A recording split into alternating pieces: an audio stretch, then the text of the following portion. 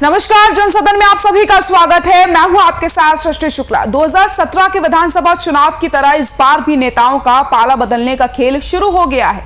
BJP 2022 के आम चुनाव से पहले कांग्रेस में सेंधमारी करते हुए पुरोला विधायक राजकुमार की घर वापसी करवाने में सफल रही। इसके साथ ही दोनों निर्दलीय विधायकों को भी बीजेपी में शामिल करवाकर जनता में नया मैसेज देने का काम किया गया। लेकिन कांग्रेस पृष्ठभूमि की कैबिनेट मंत्री यशपाल आर्य और उनके बेटे की कांग्रेस में वापसी से प्रदेश भर में हलचल मच चुकी है। यशपाल आर्य के कांग्रेस में जाने के बाद नौबत ये आ गई है कि हर कांग्रेस पृष्ठभूमि की विधायक मंत्री को सफाई देनी पड़ रही है।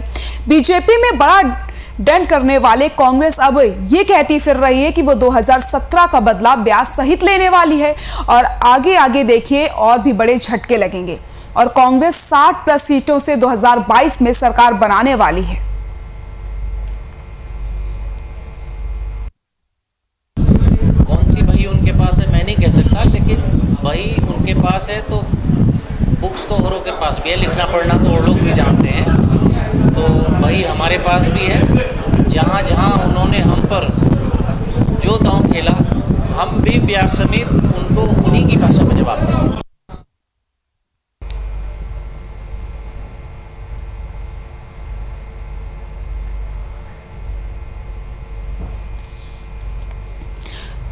– 2017 के विधानसभा चुनाव की तरह इस बार भी नेताओं का पाला बदलने का खेल शुरू हो चुका है।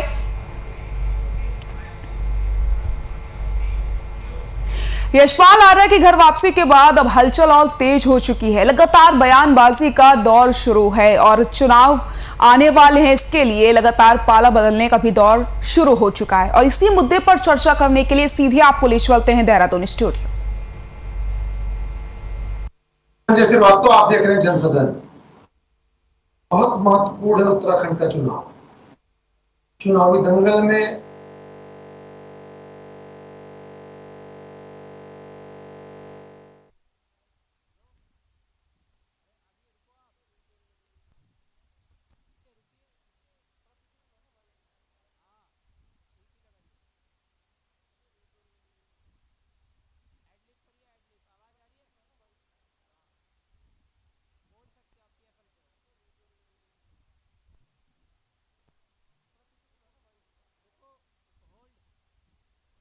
आप बोलिए, आप करिए एडलिप।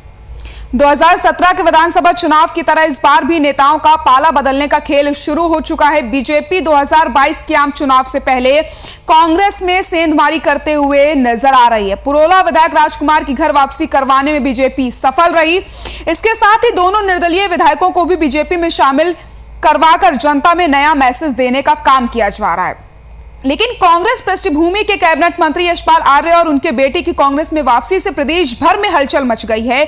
बयानबाजी का दौर भी शुरू हो चुका है। यशपाल आर्य के कांग्रेस में जाने के बाद नौबत यह आ गई है कि हर कांग्रेस पृष्ठभूमि के विधायक मंत्री को सफाई देनी पड़ रही है।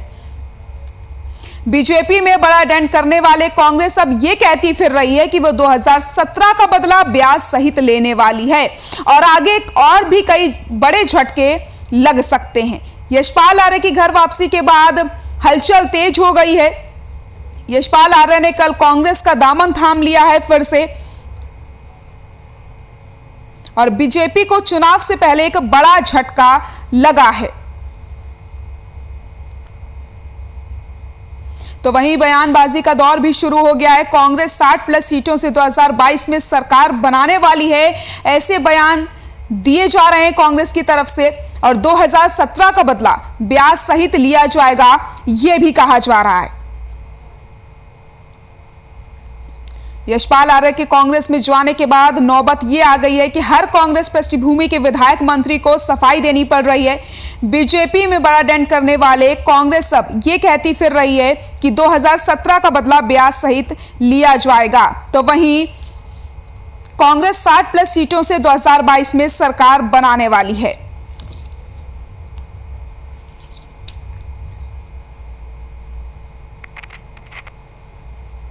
करिए एडलिप करिए।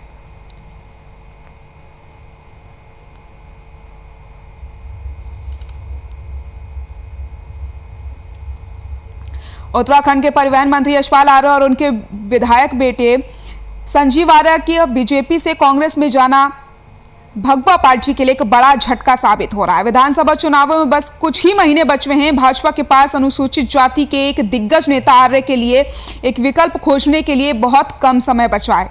आर्य से उम्मीद की जा रही थी कि वह बीजेपी को अपने एससी आउटरीच में मदद करेंगे और खासकर कुमाऊं के तराई इलाके में मदद मिलेगी। हाल ही में कांग्रेस विधायक और 2 निर्दलीय उम्मीदवारों को पार्टी में शामिल किए जाने के बाद आर्य के बाहर निकलने से कांग्रेस पर भाजपा के मनोवैज्ञानिक लाभ पर भी असर पड़ रहा है।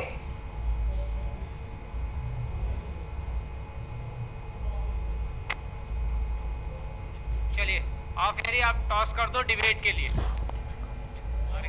का बोल दो ऑफ एयर जैसे वैसे ही बोल दो।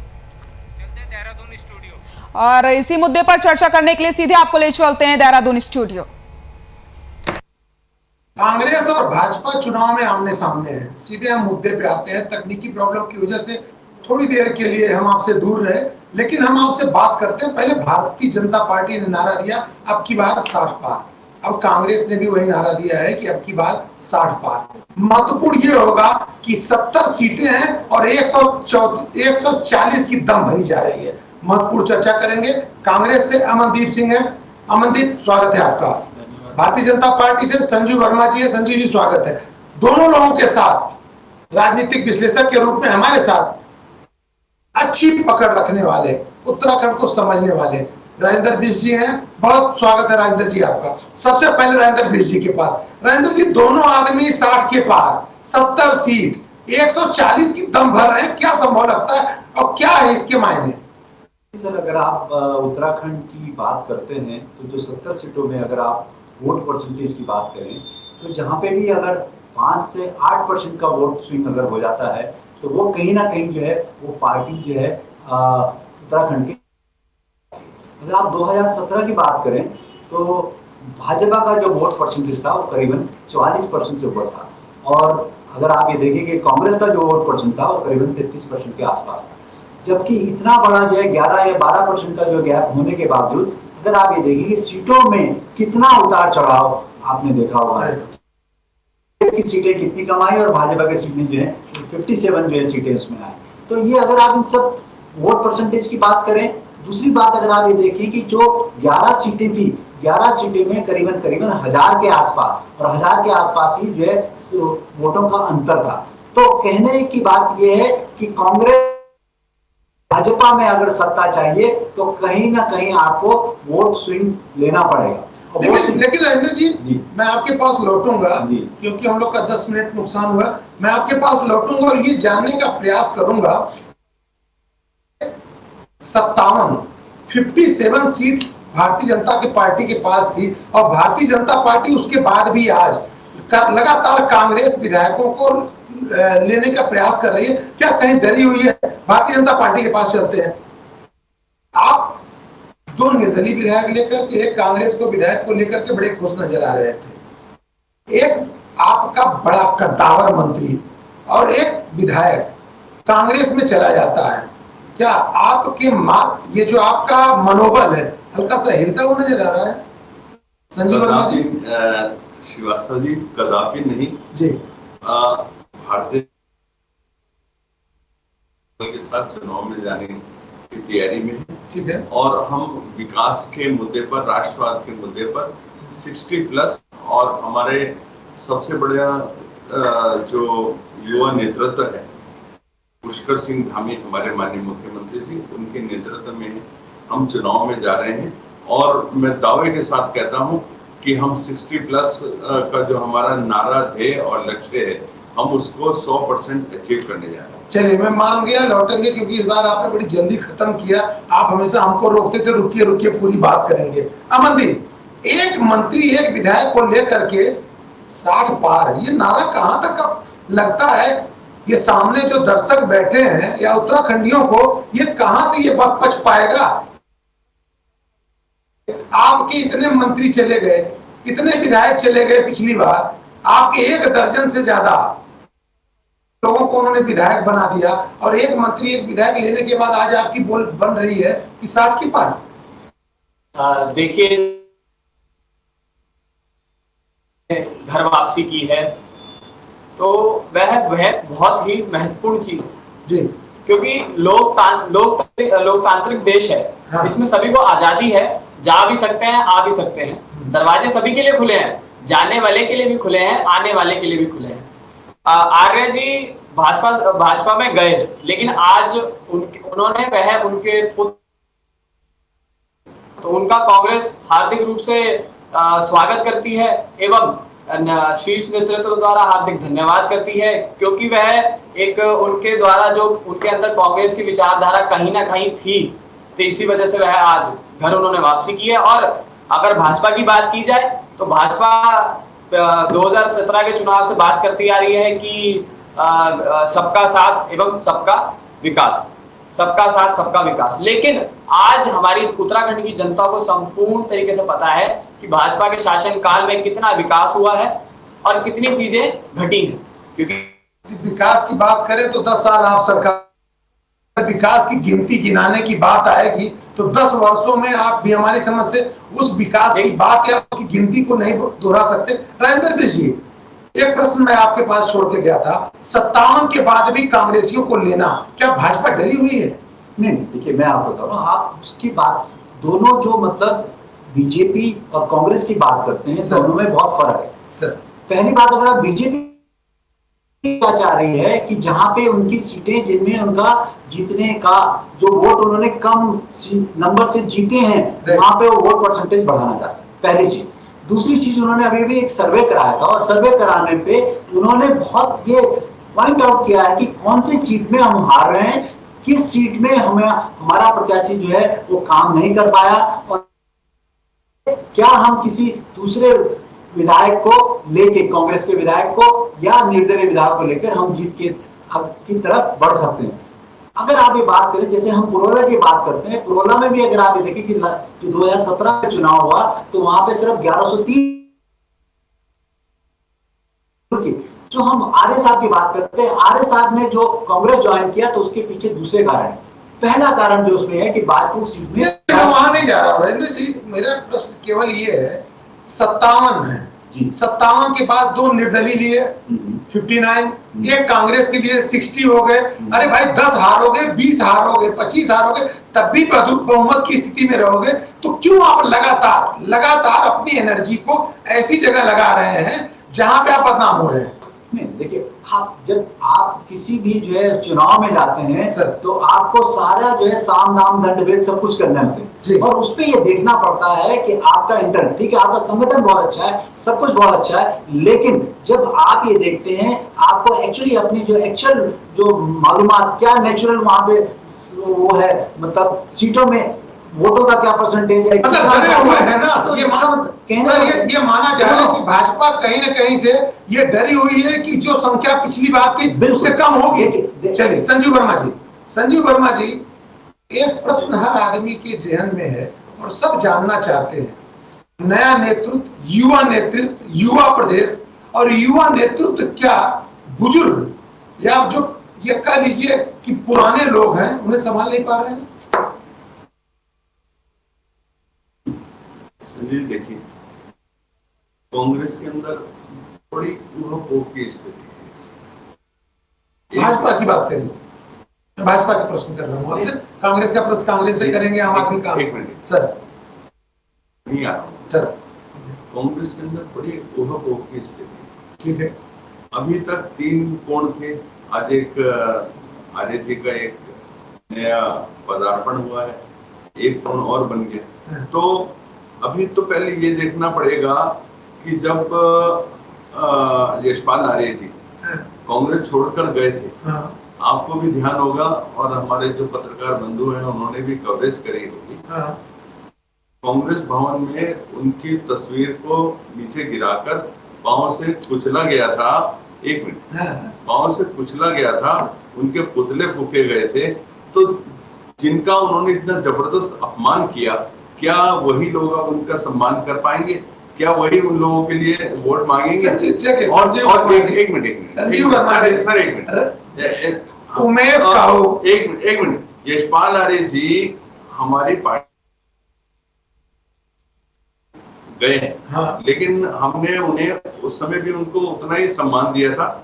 आज भी हम उनके सम्मान में कोई टिप्पणी नहीं करते। चलिए यही प्रश्न, इसी का जवाब लेते हैं हम कांग्रेस के पैनलिस्ट से अमनदीप, जिसने 4.5 साल तक कांग्रेस के लोगों को, कांग्रेस की नीतियों को, कांग्रेसी पृष्ठभूमि होने के बाद भी कांग्रेस के लोगों का विरोध किया हो, आज आप कैसे जिंदाबाद उसका कर सकते हैं? संजीव वर्मा का प्रश्न जायज है, सही है, इसका जवाब तो कांग्रेस को देते समय भी। अमनदीप नहीं, देखिए जी, कि पुतले फूके गए और उनकी तस्वीर को गिराया गया, तो हम कैसे मान सम्मान कर सकते हैं? कैसे कांग्रेस उनका मान सम्मान कर सकती है? आपको मान सम्मान आज ही देख लीजिए, जब उनकी ज्वाइनिंग हुई है तो उनके आज भाजपा पुरानी बातें करती है कि ये बातें करते हैं कि वह गए ऐसा कि सम्मान दे रही है, लेकिन ऐसा नहीं है। आज हमारे उनकी घर वापसी हुई है, जिस बंदे की घर वापसी हो, घर के जो सदस्य हैं उनको खुशी नहीं होगी क्या? नहीं दिया जाएगा। एकदम सही। तो ये चीजें देखने वाली हैं। भाजपा की नीतियां ये हैं, भाजपा बात करती है पुरानी। आज आप कांग्रेस भवन से आ रहे हो, आपने आपके सूद ब्याज के साथ वापस लेंगे, तो किसको और लेने की उम्मीद है? किस पे आपकी निगाहें हैं? देखिए, ये तो आगे जब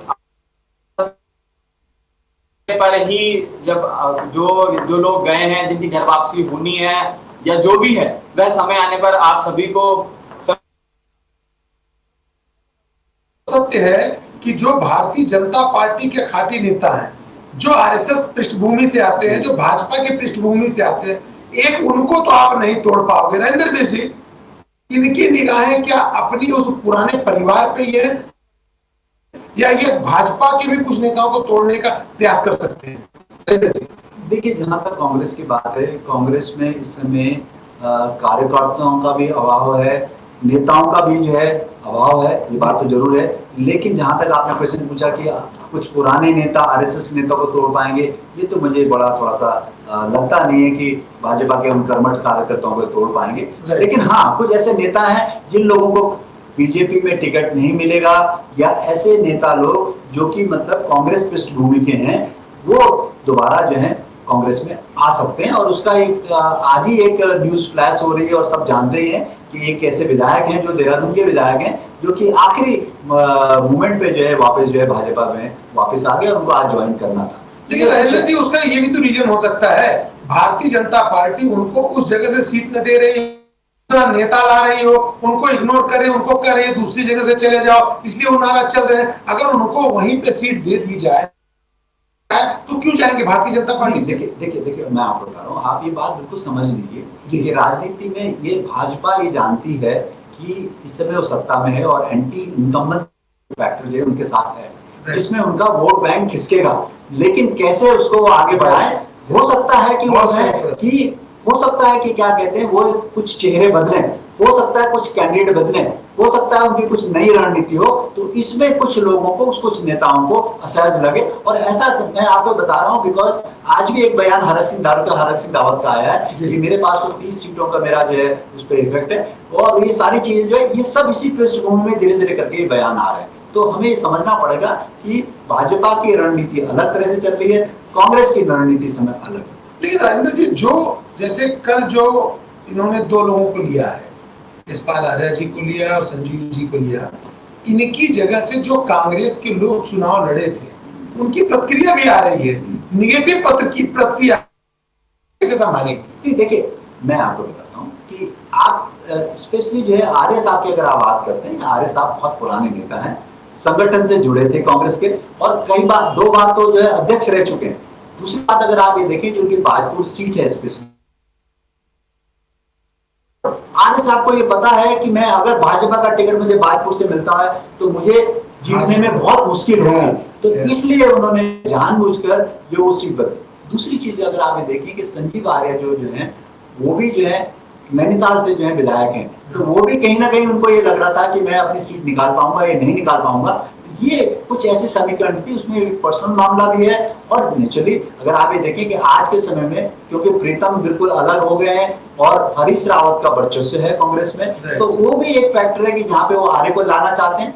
एक जो तीसरा फैक्टर ये है कि कांग्रेस में इस समय कोई भी जो हम ऐसी जो नेता है कोई बहुत बड़ा नेता नहीं है, और उसमें दलित नेताओं में एक बड़ा चेहरा, तो वो एक बड़ा चेहरा और एक सौम्य व्यक्ति। हरीश रावत ने पहले ही कह दिया था, उनका एक बहुत बड़ा व्यक्तित्व है, ऐसा हम नहीं कह सकते। संजय जी देखिए, बहुत अच्छे नेता है, तो उनको जो है उन्होंने ये बात जरूर एक शिक्षक दिलाया है, और आगे आने पे शिक्षक में देखे कितना फर्क लगता है, कितना वोट बनाते हैं। संजय वर्मा जी, राजेंद्र जी ने बहुत अच्छी बात कही, आपका वोट बैंक भी खसक रहा है, आपका जो आप 5 वर्ष एंटी फेंसिंग भी, चीजों को देखते हुए भारतीय जनता पार्टी की क्या तैयारी, खाली बोलने से क्या आप जो 35 की संख्या पार कर पाएंगे? संजय वर्मा जी। संजय जी देखिए, ना तो हमारा वोट बैंक कह सकता है, मजबूत जनाधार है, और मैं दावे के साथ आपको बोल रहा हूँ, आज आप चाहें तो कोरे कागज पे लिख लीजिए 60+, 60+ यानी कि 61 भी हो सकती है, उससे ज्यादा भी हो सकती है। इतनी तो कांग्रेस भी कर रही साहब। कांग्रेस तो हमारे जितने नारे हैं, जितने वादे हैं, सबको कॉपी कर रही है। हमने यात्रा निकाली, आशीर्वाद यात्रा निकाली, उन्होंने परिवर्तन यात्रा निकाली। हमने सैनिक सम्मान शहीद यात्रा निकाली, उन्होंने सैनिक सम्मान यात्रा निकाल दी। अब कॉपी करना एक अलग चीज होती है, लेकिन ओरिजिनल हमेशा अपना एक विशेष महत्व रखता है। लेकिन जैसा देखने को मिला, आपने कांग्रेस की रणनीतियों को अपनाते हुए कांग्रेस को कमजोर किया। आज कांग्रेस, वही कांग्रेस आपकी उसी रणनीति को अपनाते हुए आपको कमजोर कर रही है। संजय जी देखिए, हम भारतीय जनता पार्टी सक्षम दल है, हमें किसी की नीतियों को अपनाने की आवश्यकता नहीं। हम विचारवान पार्टी हैं और राष्ट्रवादी पार्टी है, हमारे पास अपने विचार हैं, जनता का हमारे पास एक मैंडेट है, जनता हम पर यकीन करती है, भरोसा करती है, क्योंकि हम उतने वादे करते हैं जो चुनाव में क्या लेके जाओगे? चुनाव में क्या लेके जाएंगे सर? हम उतनी बात करते हैं जितनी हम पूरी कर पाए। ठीक है, जो चुनाव में क्या लेके जो पिछली बार का संकल्प पत्र था, पिछली बार के संकल्प पत्र के 92% वायदे। पहला वादा याद है आपको? 100 लोकायुक्त लाएंगे। 100। दूसरा वादा याद है आपको? एनएस घोटाले की सीबीआई जांच कराएंगे। कहाँ है साहब? अरे आपकी संकल्प और किसी की बात कर रहे हैं? संजय जी, हमने जांच बिठाई या नहीं बिठाई, आप ये बताइए। कहाँ है सीबीआई? जांच बिठाई या नहीं बिठाई? आप दोबारा बैठाने जा रहे हो? ये दोबारा फिर से चर्चा है कि आप दोबारा।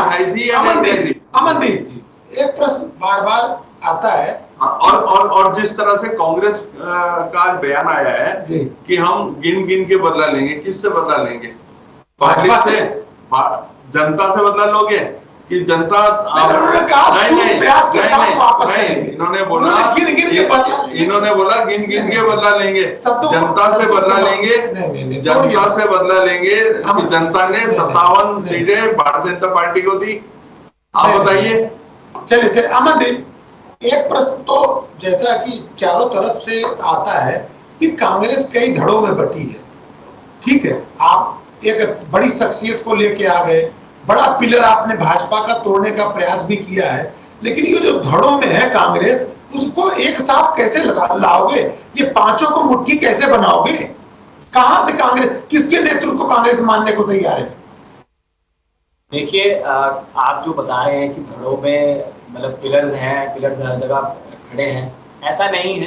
कांग्रेस, जो कांग्रेस का शीर्ष नेतृत्व है वह एवं आज प्रदेश की जो कांग्रेस का सिस्टम है वो एक ही होके चल रहा है।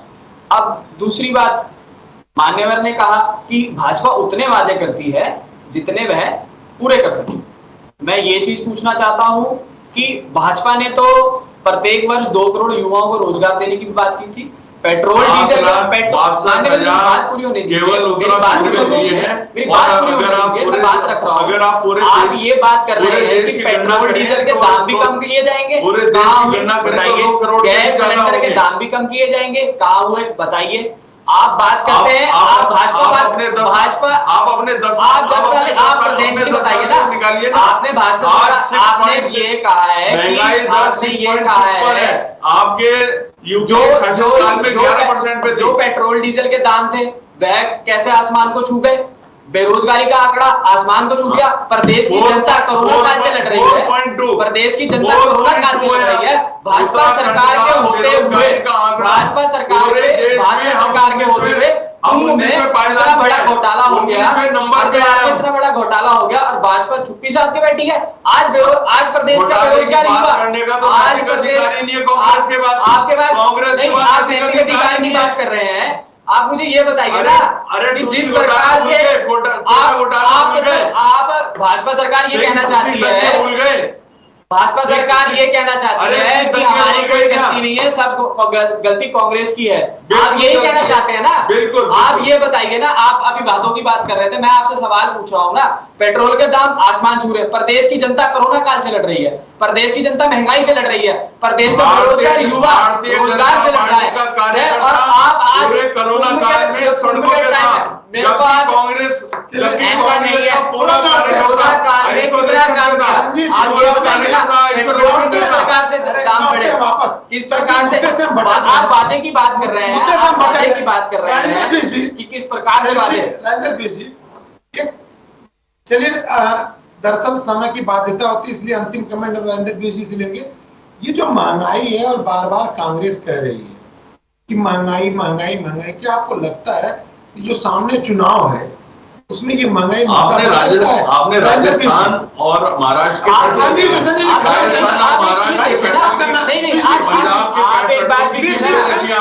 आप ये बताइए ना, प्रधानमंत्री जी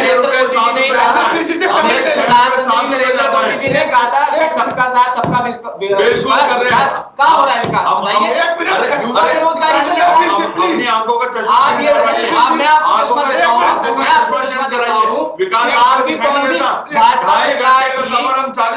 भाजपा सरकार रोजगारी नहीं मिल रही है, दाम नहीं दिख रहे हैं, पेट्रोल डीजल के दाम नहीं दिख रहे हैं। चश्मा दूं आप, मैं देता हूं धन्यवाद संजीव वर्मा जी, आपको बेरोजगारी। अमनदीप जी, सॉरी पीसी, हम आपसे अंतिम कमेंट नहीं ले पाए। सभी लोगों का बहुत बहुत धन्यवाद। देखते रहिए वीआईपी न्यूज।